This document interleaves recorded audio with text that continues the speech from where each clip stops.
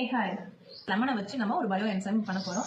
Bio enzyme அப்படின்னா என்னன்னா already நான் உங்களுக்கு வீடியோவில் சொல்லியிருக்கேன். மூலிகை எடுத்தாலும் அது வந்து 3 பங்கு எடுத்துக்கணும். இப்போ நாட்டு சக்கரை 1 பங்கு, இப்போ 400 கிராம் நாட்டு சக்கரை எடுத்திருக்கேன். இதோட 3 பங்கு வந்து லெமன் ஜூஸ் எடுத்திருக்கேன். அதாவது பார்த்தீங்கன்னா இந்த சீடெல்லாம் வந்து ஃபில்டர் பண்ணிக்கணும்.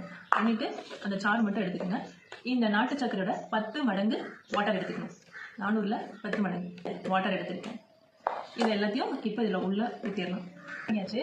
இங்கே வந்து 1 மடங்கு வந்து ஸ்பேஸ் விடணும். அதாவது 1 பங்கு வந்து ஸ்பேஸ் விடணும். ஏன்னா வந்து இது வந்து நுரைச்சி நம்ம கேஸ் ஃபார்ம் ஆகும்போது அதுக்கு வந்து ஸ்பேஸ் விடணும். இது வந்து 10 சொல்லிட்டு இன்னொரு பாக்ஸையும் நான் வந்து ஃபில் பண்ணி வச்சிருக்கேன். இது வந்து 90 டேஸ்க்கு நம்ம இப்படியே வச்சிருக்கணும். பண்ணி தான் இருக்கணும். அப்போ தான் வந்து அது நொதிச்சு நல்ல பாக்டீரியா வந்து மேலே வரும். ஆனால் நம்ம வந்து ஆல்ரெடி நமக்கு சிட்ரஸ் பயோ என்சைம் இருக்குது அப்படின்னா என்கிட்ட நான் ஆல்ரெடி வந்து சிட்ரஸ் பயோ என்சைம் ப்ரிப்பேர் பண்ணி வச்சிருக்கேன். இதோட கல்ச்சர் மட்டும் அதை எடுத்து நம்ம வந்து இதை ஆட் பண்ணிட்டோம்னா 45 டேஸே நம்மளுக்கு வந்து இந்த சிட்ரஸ் பயோ என்சைம் ரெடி ஆகிடும். பயோ என்சைம் கல்ச்சர் வந்து ஓகே தான்.